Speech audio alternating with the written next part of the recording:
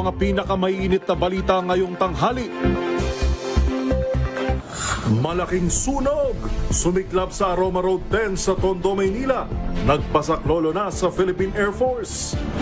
Pag-aangkat ng bigas, suspendido ng 60 araw simula sa Setyembre. Impeachment debate ng Senado, inaabangan na mamaya. Pagmamadali umano ng mayorya na ibasura, kinwestiyon. Sa MBC TV correspondents, bangkay ng isang lalaki, natagpo ang palutang-lutang sa dagat sa Bataan. Sa MBC TV Sports, Gilas Pilipinas, tinalo ng Chinese Taipei sa FIBA Asia Cup Opener.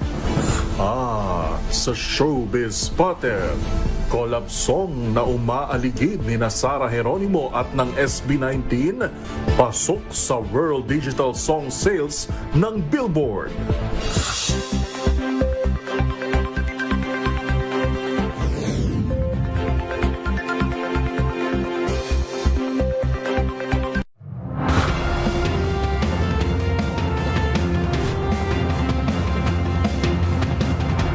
Bawat balita, makabuluhan.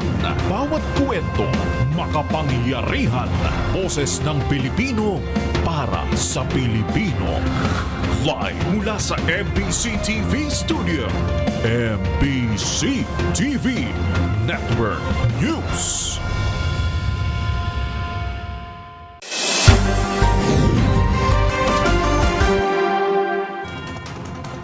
Pilipinas, una sa ating mga balita. Iniakyat na sa Task Force Charlie ang nagaganap na sunog sa Aroma Road 10 sa Tondo, Maynila. Ang pinakahuling estado ng apoy at ng mga apektadong residente. Tinutukan live ni Boy Gonzales. Boy, kamusta na dyan? Yuel, patuloy pa rin na inaapula ng mga tawa ng Bureau of Fire Protection at mga Filipino-Chinese para volunteer ang sunog dito sa isang residential area sa Hapilan, Aroma sa Road 10, Barangay 105 sa Main Lopez Boulevard sa Tondo, Manila. Nagsimula ang sunog alas 9:47 na umaga at ito yung mabilis na kumalat ang apoy dahil sa gawa sa light materials ang mga bahay. Nang dumating ako rito sa site, napakakapal ng usok na kulay itim ang bumabalot sa kalangitan. Itinaas agad dito sa Task Force sa Alpha. Hanggang sa ngayon ay umabot naman sa Task Force sa Charlie ang sunog. Kaya kailangan na halos na 50 truck ng bombero ang mabilis na nag-responde dito sa naturang lugar. Pahirapan pa rin ang pagkapula ng mga bombero sa sunog dahil sa medyo malakas yung ihip ng hangin at naubusan pa ang ilang truck ng bumbero ng tubig. Bukod pa dito, napakakidit ang daan papasok dito sa Aroma Hapilan dahil sa mga residente ay kanya-kanya salba na magamit para mailabas sa mga bahay na nasusunog sa Hapilan. Ilang medical personnel din ang mabilis na nagtungo rito at nagresponde. At tumulong na rin ang helicopter ng Philippine Air Force na nag-aapula dito sa nasusunog na kabahayan sa Hapilan. Kanina pa ay dumating din si Manila Mayor Isko Moreno Dumagoso at sinunda naman ni Vice Mayor Chi Atienza at maging ang mga opisyal ng Manila City Hall. Sinabi naman ni Director J. Reyes de la Fuente ng Manila Social Welfare Department, dinala yung pasamantala yung mga nawala ng tahanan dito sa pinaka-covered court sa 105. At ayon sa kanya, sa 5 building ang nasunog. Ang binanggit niya rito, Building 9, Building 13, Building 25, Building 17 at Building 21. Bawat building, merong 160 families. Yung isang building 25 ay nasa 300 pamilya. Yung iba naman nasa mahigit sa 200 pamilya na pasamantalang nasa 4 na evacuation center.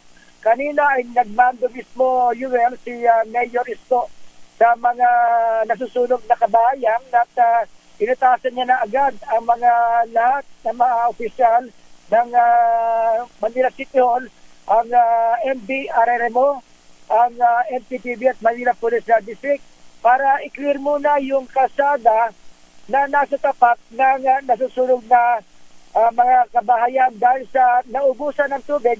Para makapag-karga uli ng tubig, kailangan na ma-clear itong daanan na sa Mel Lopez Boulevard.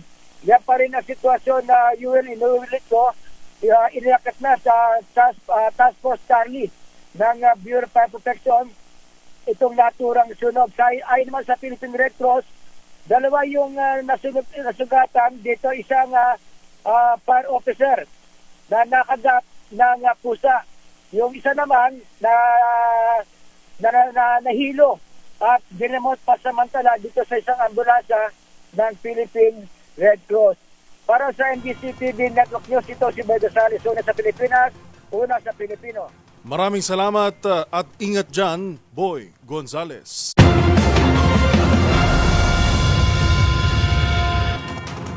Sa iba pang balita, simula 1 ng Setyembre, walang pag-aangkat ng bigas na magaganap sa loob ng 60 araw. Alinsunod ang suspensyon sa direktiba ni Pangulong Bongbong Marcos na protektahan ang mga magsasaka mula sa pagkalugi. Tinutukan yan ni Leth Narciso. Sinuspinde ni Pangulong Ferdinand Marcos Jr. ang lahat ng importasyon ng bigas sa loob ng 60 araw simula sa 1 ng Setyembre. Layo ng hakbang ng Pangulo na maprotektahan ang mga lokal na magsasaka mula sa murang presyo ng palay sa panahon ng anihan. Ayon kay Presidential Communications Secretary Dave Gomez, ibinigay ni Pangulong Marcos ang direktiba matapos ang konsultasyon sa mga miyembro ng gabinete sa sidelines ng kanyang 5 araw na state visit sa India. Makikita sa ibinahaging mga larawan ng PCO na bukod kay Gomez ay kasama sa meeting ng Pangulo sina Agriculture Secretary Francisco Chu Laurel Jr., Finance Secretary Ralph Recto at Special Assistant to the President for Investment and Economic Affairs Frederick Go. Matatanda ang bago lumipad noong Lunes ay inirekomenda ng DA ang pansamantalang paghinto ng importasyon ng bigas, gayon din ang pagtaas ng taripa sa imported rice. Batay sa rekomendasyon ng DA, mula sa 15% ay gawin munang 25% at kalaunay gawing 35% ang taripa ngayong masyadong mura ang bigas sa world market. Pero ayon kay Gomez, sinabi ng Pangulo na sa ngayon ay hindi pa napapanahong talakayin ang tariff increases sa inaangkat na bigas. Para sa MBC TV Network News, ito si Leth Narciso ng DZRH. Una sa Pilipinas, una sa Pilipino.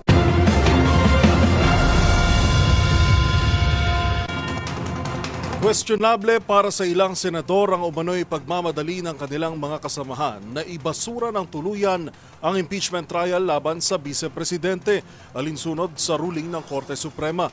Git nila dapat munang hintayin ang magiging hatol sa isinampang motion for reconsideration ng Kamara bago tuldukan ang hindi pa man nagsisimulang kaso.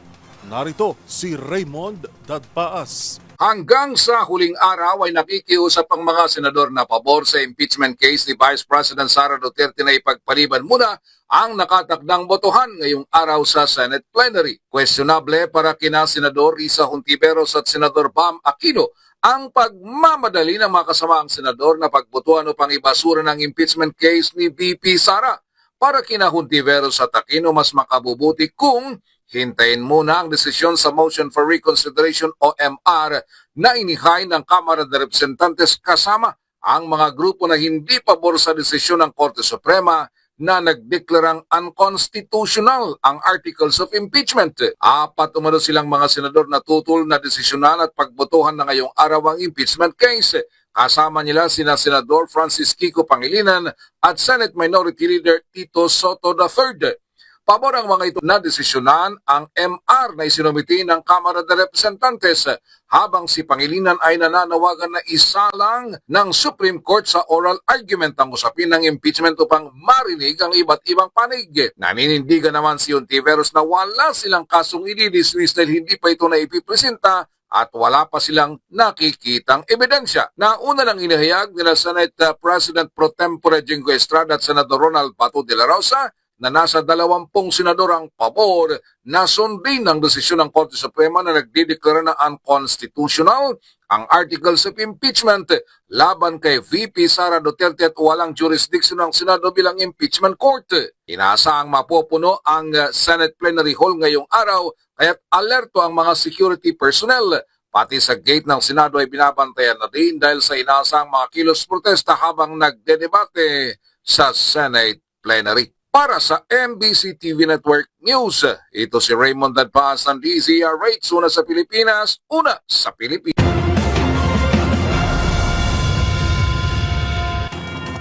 Sa kaugnay na balita, kinalampag din ng iba't ibang grupo ang Senado upang ipanawagang ituloy ang impeachment trial laban kay Vice President Sara Duterte. Ang pinakahuling balita sa kanilang protesta, ibabalita live ni Giselle Ricafort. Giselle.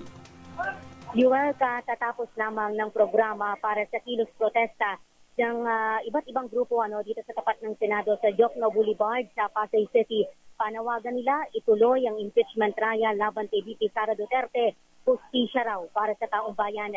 Pinababaliktad nila sa Korte Suprema ang nauna nitong desisyon na nagbabasura sa impeachment complaint laban kay Duterte dahil daw sa paglabag sa one-year rule. Iginigiit ng mga relihista na pinahihina ng desisyon ng tataas-taasang hukuman ng proseso ng batas dahil sa pakialam daw nito sa eksklusibong kapangyarihan ng Kongreso na tukuyan ng sufficiency ng impeachment o ng sufficiency ng impeachment complaint. Ayon sa Tindig Pilipinas, dapat baliktarin ng Korte Suprema ang kanilang ruling upang maprotektahan ang demokrasya at mapanaig ang rule of law. Ang sabi ng co-convenor ng grupong si Kiko Aquino D, kung hindi raw babaliktarin ng Supreme Court ang kanilang desisyon, magiging dead letter probation lamang daw ng konstitusyon ang impeachment. Pakinggan natin yung naging bahagi ng programa. Ito yung pahayag ni Kalipunan ng Kilusang Masa co-convenor Benjamin Albero. Hindi ba't nakakalungkot na sa Republika ng Pilipinas 2025 na mabibilang mo pa rin ang mga pamilyang naghahari-harian? Hindi ba't nakakalungkot na 2025 na ang batas at ang hustisya ay meron pa rin price tag? Ang batas at hustisya ay nadadaan pa rin sa teknikalidad. Maaaring nakakalungkot yon. Pero nandito ako, hindi dahil nalulungkot ako. At malamang yun din ang pakiramdam ng marami. Nandito ako dahil masaya ako na maraming mga handang lumabas, tumindig, magsalita at kumilos para sa ating demokrasya. Kabilang pa sa mga nagsasagawa ng People's March for Accountability, itong Akbayan Party Atom o August 21 Movement, kalipunan nga ng Kilusang Masa, mga grupo ng mga kababaihan at mga overseas Filipino worker. Malakas yung buhos ng ulan dito. Kanina pang isinasagawa, Yuel, yung programa ng mga demonstrador pero hindi nila yan alintana at magbabantay raw sila sa magiging plenary vote ng mataas na kapulungan kaugnay ng impeachment.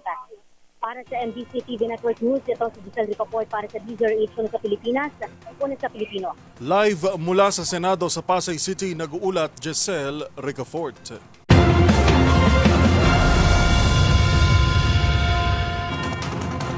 Sa iba pang balita, mahigpit na ipagbabawal ng Metropolitan Manila Development Authority o MMDA ang pagparada at anumang uri ng hambalang sa designated mabuhay lanes sa Metro Manila. Kaugnay niyan, inatasan na ang Metro Manila Council na magsumite ng kaukulang parking ban recommendations. Narito ang ulat ni Kyle Bulyas. Makikipagpulong ang Metropolitan Manila Development Authority sa mga traffic head ng bawat lokal na pamahalaan sa National Capital Region kasama ang Department of Interior and Local Government. Kaugnay ito ng planong pagpapatupad ng parking ban sa buong Metro Manila. Ayon kay MMDA Chairman Attorney Don Artes, inatasan na ang bawat LGU na bumalangkas ng kanilang rekomendasyon para sa pagpapatupad ng parking ban sa kanilang mga lungsod. Paliwanag nito, kailangan magkasundo ang bawat LGU kung aling mga kalsada ang papayagan pa rin ng parking at kung alin ang hindi. Kailangan rin po kasi integrated. Like kunyari, ang buong kalsada na tumatawid sa iba't ibang LGUs. Kailangan po integrated yan. Hindi naman po pwede na dito sa LGU A, bawal pagdating sa LGUB. Pwede. Yun nga, tama. Kailangan po talagang comprehensive yung guidelines na mailabas po natin. Sinabi naman ni Artes na non-negotiable sa parking ban ng mga mabuhay lane at mga pangunahing lansangan sa Metro Manila. Bukod dito, kasama rin sa kailangang mapag-aralan ang mga lugar na sentro ng kalakalan at commerce, ngunit walang access sa parking tulad ng Binondo sa Maynila.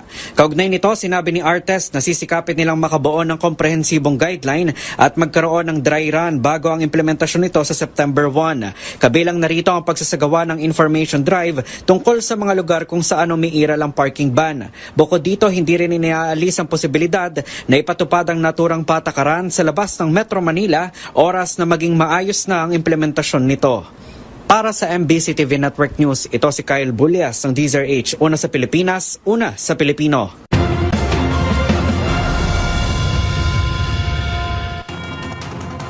Panibagong balasahan sa hanay ng pulisya ang bumungad sa publiko sa pagbubukas ng Agosto. Kabilang rito ang pagkakatalaga ng panibagong number 2 man alinsunod sa direktiba ni PNP Chief General Nicolas Torre III. Kilalanin siya sa report ni Edniel Parosa.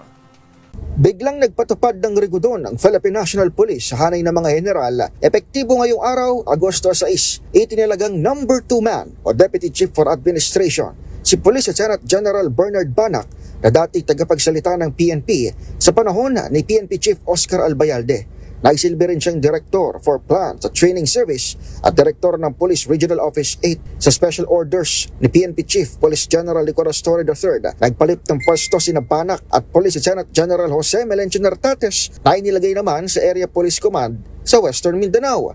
Tikumpang bibig ng mga tagapagsalita ng PNP kung bakit ni-reassign si Nartates malayo sa Campo Crame. Bago ang pagkakatalaga kay Torre, kasama pa si Nartates na dati NCRPO Chief sa mga maugong na kandidato bilang pinuno ng pambansang pulisya. Para sa MBC TV Network News, ito si Edniel Parosa na DZRH, una sa Pilipinas, una sa Pilipino.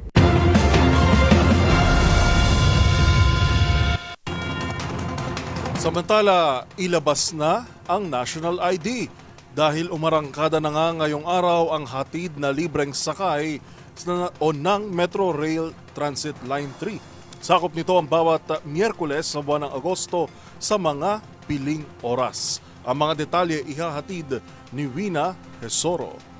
Magandang balita para sa ating mga commuters. Muling magbibigay ng libreng sakay ang MRT3 tuwing Miyerkules ng buong buwan ng Agosto para sa mga pasaherong may national ID. Epektibo ang libreng sakay sa mga sumusunod na petsa simula ngayon August 6, August 13, August 20 at August 27 mula alas 9 ng umaga hanggang alas 11 ng umaga at simula alas 6 ng gabi hanggang alas 8 ng gabi. Ayon sa pamunuan ng MRT3, layunin nitong palaganapin ang paggamit ng national ID alinsunod sa direktiba ni Pangulong Ferdinand Marcos Jr. upang maging mas madali ang mga transaksyon sa publiko at pribadong sektor. Pwedeng ipakita ang physical card, printed paper o digital copy ng national ID sa security personnel sa service gate ng istasyon para makakuha ng libreng sakay. Para sa MBC TV Network News, ito si Wina Pearl Hesoro ng DZRH, una sa Pilipinas, una sa Pilipino.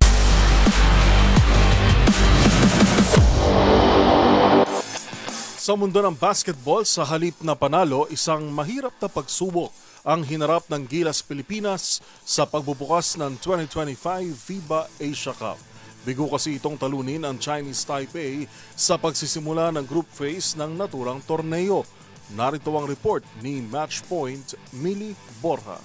Masaklap ang naging simula ng Gilas Pilipinas sa 2025 FIBA Asia Cup matapos talunin ng Chinese Taipei at 95-87 final score sa kanilang opening game sa Jeddah, Saudi Arabia. Bumaba sa 0-1 ang win-loss record ng Pilipinas sa Group D, kasabay ng Iraq, habang nasa tuktok naman ang grupo ng Chinese Taipei at New Zealand na kapta minuto ng huling quarter dahil sa foul trouble. Habang nagbuhos naman si Kevin Kiambao ng 17 points mula sa bench, kabilang ang 3/6 mula sa labas. Habang may tig 16 points, sina Dwight Ramos at Scottie Thompson. Magbabalik aksyon ng Gilas sa August 7, Webes, 11 p.m. kontra sa New Zealand.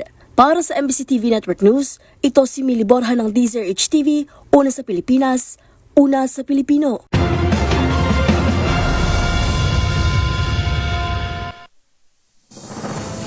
Narito pa ang mga balitang dapat ninyong abangan. Bilang ng mga Pilipinong walang trabaho bumaba noong Hunyo. Sa MBC TV Global, halos 100 patay sa airstrike sa Gaza. At sa showbiz spotted agency ng K-pop group na BTS, may paglilinaw kaugnay ng kumakalat na Michael Jackson tribute. Lahat ng yan sa pagbabalik ng MBC TV Network News.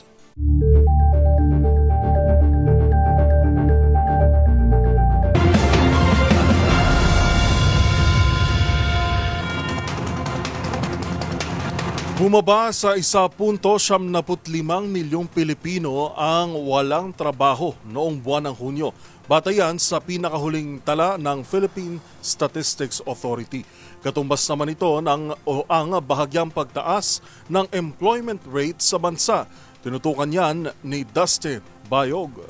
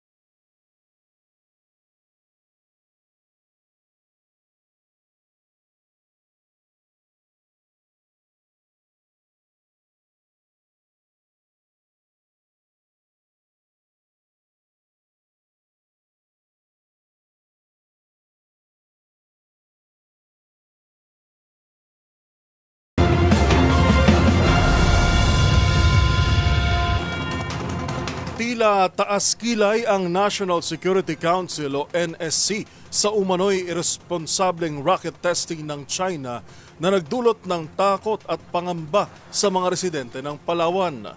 Kaugnay ito ng namataang narinig na aerial explosions at tila nakitang unidentified flying objects na nakarating din sa Mindanao. Nagbabalik si Edniel Parosa. Kinundina ng National Security Council ang tinawag nitong irresponsableng rocket testing ng China na nakaalarma sa mga residente ng Palawan.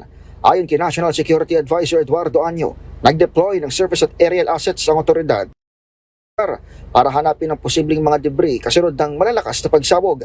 Inilarawan pa ng NSC ang pangyayari bilang tila pagkahulog ng isang malaking bolang apoy mula sa Impapawid at kalaunay nagdulot ng pag-uga sa coastal barangays. Sa report ng Philippine Coast Guard, 5 explosion sa Himpapawid ang umalingaw-ngaw malapit sa Puerto Princesa nitong gabi ng Agosto 4. Batay naman sa ulat ng DZRH correspondent si RH19 Jundi Makutak, namataan din ang umanay flying object sa ilang area ng Mindanao.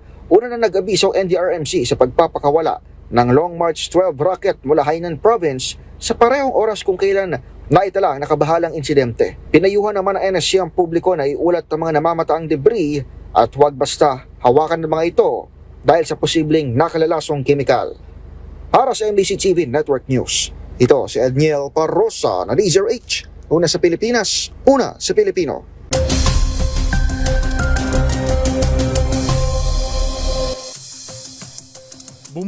Bumuhos ang malakas na ulan sa malaking bahagi ng Metro Manila ngayon.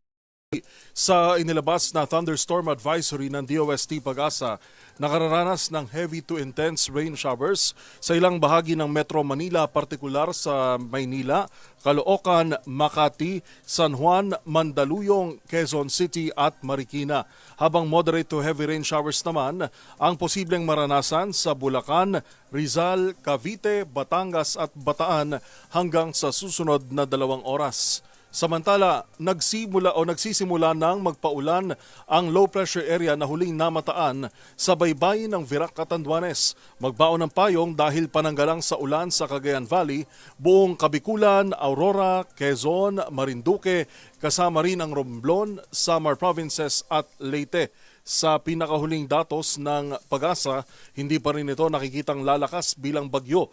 Bagamat inaasahang tatawirin ito ang Luzon bukas bago lumabas ng ating Philippine Area of Responsibility sa araw ng Biyernes. Samantala muling nagbabalik ang bugso ng Southwest Monsoon o habagat sa kanlurang bahagi ng Southern Luzon, Visayas at Mindanao. Maganda rin sa mga pag-ulan sa Zamboanga Peninsula, Negros Islands at ilang bahagi ng Sorsogon at Bangsamoro. Habang dito sa Metro Manila at nalalabing bahagi ng bansa, masusulit pa rin ang maaliwalas na panahon na may tsansa lamang ng localized thunderstorm tulad ngayong tanghali. May panibago ring low pressure area na nabuo sa Pacific Ocean, malayo naman sa bansa.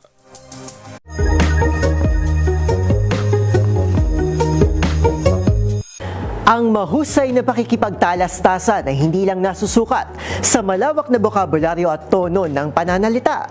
Ika nga nila, actions speak louder than words at patunay riyan ng halaga ng kakambal nitong body language. Alamin na des, mainam na paraan para maghatid ng masamang balita. Sino mag-aakala na ang simpleng pag-tilt ng ulo ay posibleng bumago sa bigat ng bawat salitang lalabas sa ating bibig? Ayon sa body language expert na si Vanessa Edwards, ang head tilt ay isang communication technique na siyang nakapagpapalabas ng empathy at nagpapagaan sa anumang sasabihin natin kahit pa ito ay masamang balita. Sa pag-expose nating tenga tulad ng isang curious na aso, nakikita ng kausap natin na tayo ay concerned at may intensyong makinig. Maliban sa casual conversations, pwede rin itong gamitin para bumuo ng closeness sa isang interview o sa isang romantic date. Ayon pa kay Edwards, maganda rin itong alternatibo para sa bubbleheaders o yung mga tao na masyadong malikot ang galaw ng ulo.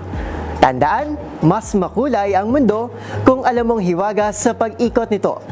Ako po si Arnold, nagpapaalalang sa kaalaman ay walang labis, magsaliksik para siguradong alam na des.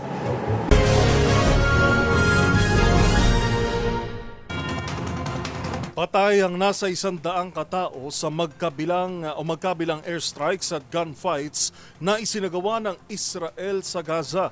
Kasunod ng inilabas na video ng Hamas nitong linggo, habang nagbalik tanaw naman ang mga residente ng Hiroshima sa World War II. 80 taon na ang nakalilipas. Ang mga balita mula sa ibayong dagat tinutukan sa Global Headlines Report ni James Galange.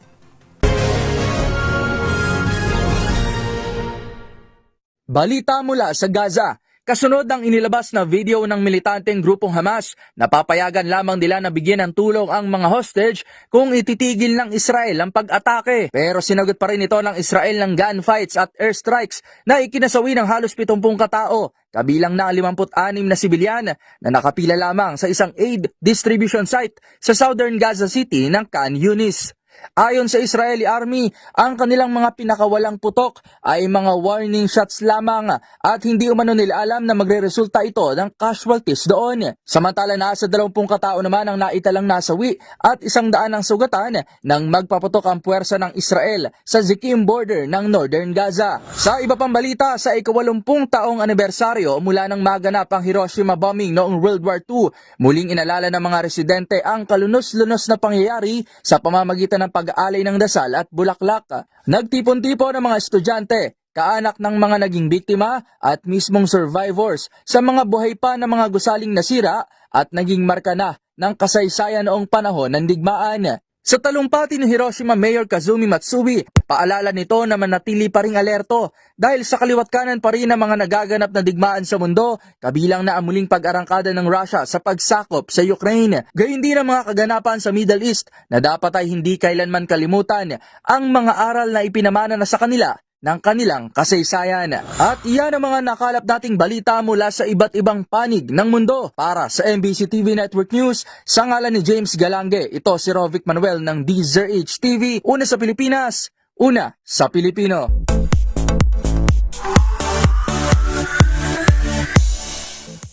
Sa mundo ng K-pop, kamakailan lang napaulat ang umano'y involvement ng global sensation na BTS sa ilalabas na tribute album para kay King of Pop na si Michael Jackson.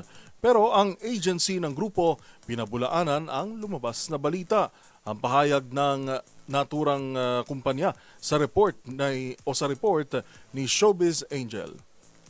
Hindi kabilang ang K-pop supergroup BTS sa napaulat na tribute album para sa yumaong King of Pop na si Michael Jackson. Ito ang nilinaw ng Big Hit Music, agency ng Dynamite Hitmaker. Nag-ugat ito sa report ng isang Ireland-based publication kung saan sinabing nakapag-record na raw ng kanta ang grupo na kasali sa ilalabas na tribute album at documentary para kay MJ. Sa inilabas na pahayag ng Big Hit, hindi anila bahagi ng anumang recording sessions o bumisita sa sinasabing Grouse Lodge Studio ang OT7. Ang agency magsasagawa raw ng angkop na hakbang upang mapigilan ang pagkakalat ng maling impormasyon. Sa uli, nagpasalamat sila sa patuloy na suporta ng fans o armies sa BTS na muling nakumpleto nitong Hunyo matapos ma-discharge sa kanilang mandatory military service. Sa ngayon, one thing's for sure, abala sa paghahanda ang OT7 sa kanilang comeback album at world tour next year.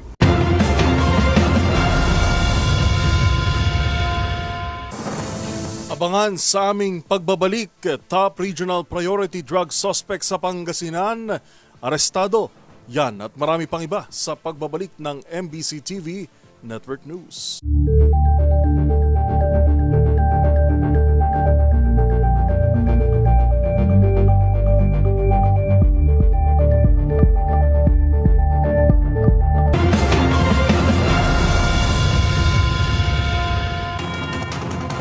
Sa pagpapatuloy ng ating balitaan, pabor ang isang miyembro ng House Prosecution Panel sa panawagang maglabas ang Korte Suprema ng status quo ante order sa harap ng nakaambang pagbabasura ng Articles of Impeachment laban sa pangalawang Pangulo.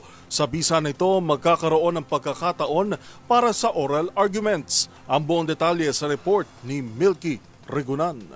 Makabubuti na pakinggan ng Korte Suprema ang panawagan na mag-issue ng status quo ante-order sa impeachment complaint laban kay Vice President Sara Duterte. Ito ay sa harap na ma-report na magbobotohan na umano mamayang hapon ang Senate Impeachment Court kung ibabasura o hindi ang Articles of Impeachment laban sa Vice Presidente. Ang kay Manila Representative Joel Chua, miyembro ng House Prosecution Team, kailangan pagbigyan ng oral arguments para maipaliwanag ang mga legal issues ng kaso. Sabi ni Chua, kapag pinagbigyan ang status quo ante-order, mailalahad at malilinawan ng prosecution ang mga factual incidents na posibleng ikonsidera ng senator judges. Noong Lunes, nag-file na ang Kamara ng motion for reconsideration sa Korte Suprema para hindi tuluyang ibasura ang impeachment trial laban kay VP Sara. Sa opinyon ni retired Supreme Court Chief Justice Artemio Panganiban, dalawa ang dapat ikonsidera ng Korte Suprema. Una, mag-issue ng status quo ante-order at pangalawa, payagan ng oral arguments. Para sa MBC TV Network News, ako si Milky Regunan. Una sa Pilipinas, una sa Pilipino.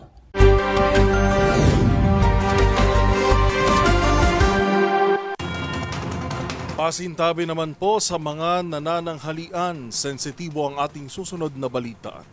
Natagpo ang palutang-lutang ang masangsang at naaagdas ng bangkay ng isang di pa nakikilalang lalaki sa karagatang sakop ng Mariveles, Bataan. Yan at iba pang rumarapidong balita mula sa probinsya, hatid ng iba't ibang istasyon sa ilalim ng MBC Media Group.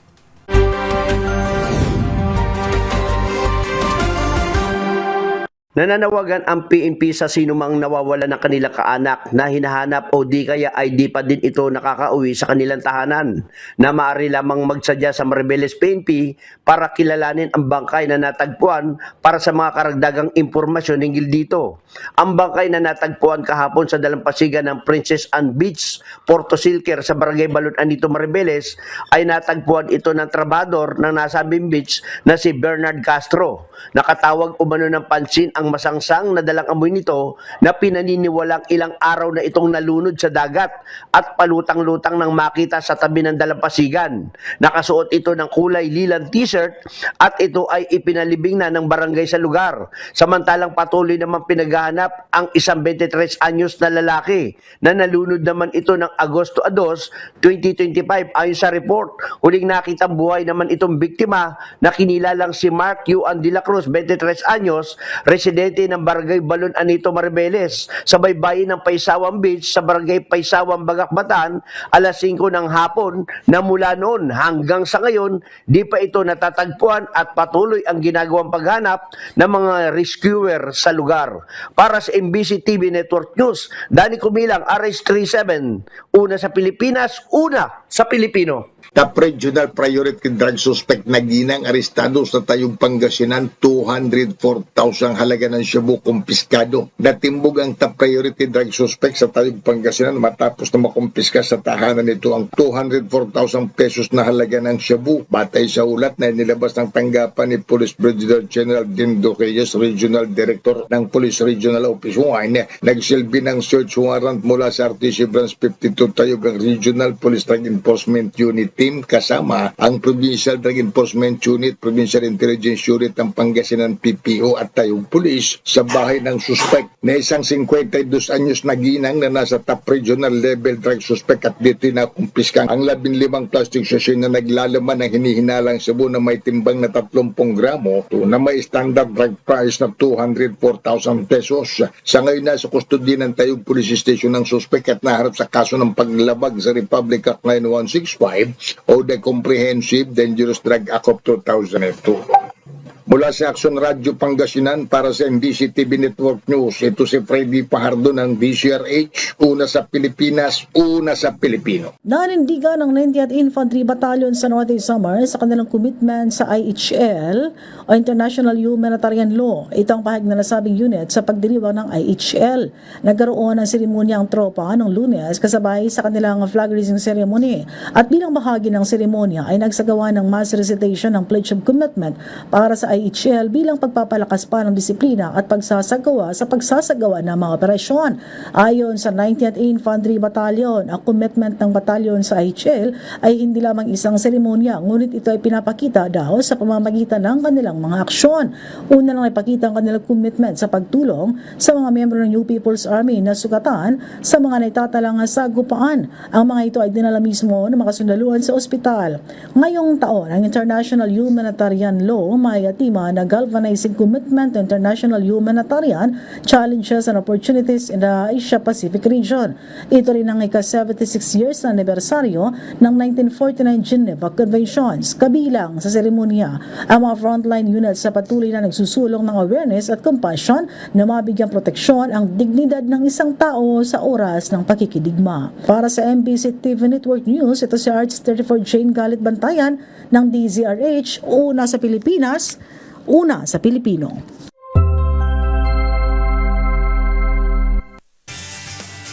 Matapos ang isang mahabang journey ng marami noong estudyante pa lang, ay siguradong kasunod na nito ang panibagong yugto ng kanilang buhay, ang paghahanap ng trabaho. At kung ikaw ay isang fresh graduate o first-time job seeker, tiyak na isang malaking hamon ang pagsalang sa isang job interview.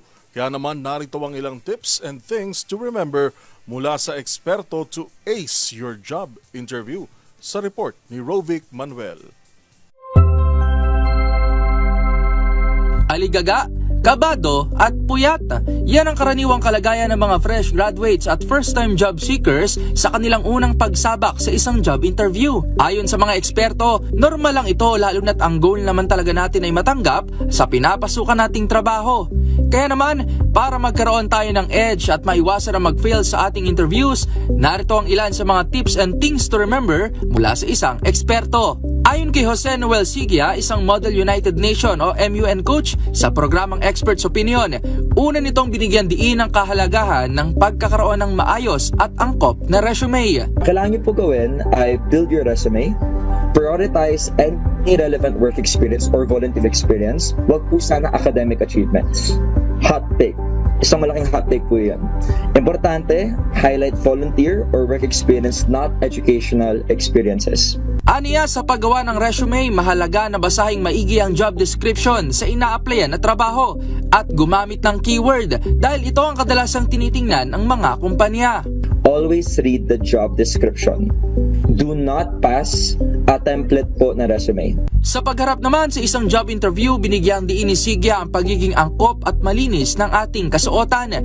Dahil ika nga, physical appearance always matters, lalo na sa ating unang pagharap sa isang interview. Sa paraan naman ng pagsagot na isa sa pinakakinakabahan ng marami, payo ni Sigia, manatiling kalmado, mahinahon at maging direct to the point at genuine sa iyong pagsagot.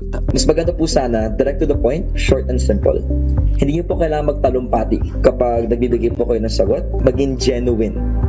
Genuine and prepared. Huwag po kayo maging scripted and artificial. Just give 3 points. Usually po, give 3 reasons bakit po kayo ang tamang tao para sa posisyon na yun. Siguraduhin din daw na ikaw ay may sapat na kaalaman o nakapag-research ka tungkol sa kumpanyang nais mong pasukan upang maging edge sa iyong pagsagot. Dagdag pa nito, assurance daw ang mahalagang maibibigay sa ating employer tuwing sasagot. Keyword po rito, one word, assurance. Assure niyo po na kayo ang tamang hinahanap. Sa uli, isang mahalagang paalala naman ang iniwan ni Sigia sa mga sasabak ng job interview, first time man o hindi, na sa kabila ng kaba at takot na nararamdaman, magkaroon pa rin ng sapat na tulog, pahinga at kain upang maging physically and mentally ready tayo sa pagharap natin sa isang job interview. Pero kailangan niyo po natulog.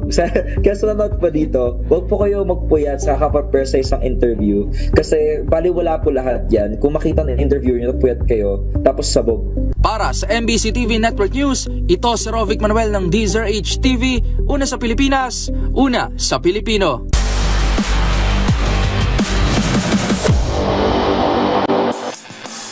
Sa mundo ng boxing, matapos ang halos isang taong pagkawala sa international scene, muling nagpakilala ang dating world champion na si Jerwin Ancajas sa babalik laban sa Amerika. Sa isang matinding right round bout sa California, tinalo ni Ancajas ang kalaban via majority decision. Tutukan ang report ni Matchpoint, Millie Borja. Nagtagumpay si dating super flyweight champion Jerwin Ancajas sa kanyang pagbabalik laban sa United States matapos talunin si Ruben Casero via majority decision nitong linggo sa Thunder Studios sa Long Beach, California.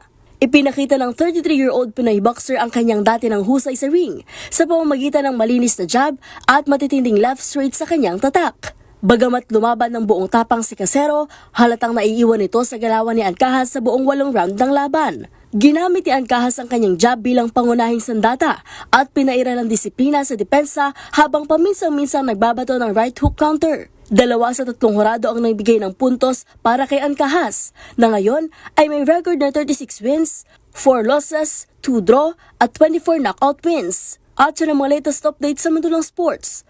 Para sa MBC TV Network News, ito si Millie Borja ng DZRH TV, una sa Pilipinas, una sa Pilipino.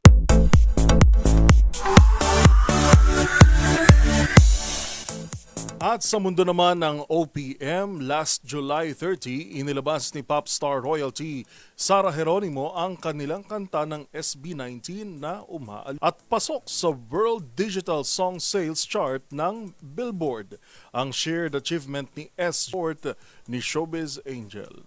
Debut at number 4 ang collab song Umaaligid ni Sarah Geronimo at SB19 sa World Digital Song Sales Chart ng Billboard. Ang achievement ng Pop Royalty at P-Pop Kings kinumpirma ng Billboard Philippines na proud ding shinare sa social media platform ng G Music, ang pag-aaring record label ng tala hitmaker at kanyang mister na si Matteo Guidicelli. Ito na ang ika-4 na kanta ng Mahalima na nakapasok sa naturang chart. Una na riyan ang Gento na sinundan ng Tungka at Dam.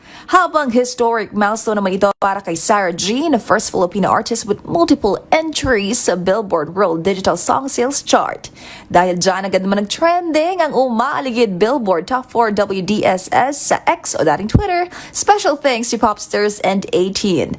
Kamakailan nga lang, may pa-freestyle dance din sa TikTok ang SB at CSG sa kanilang collab track.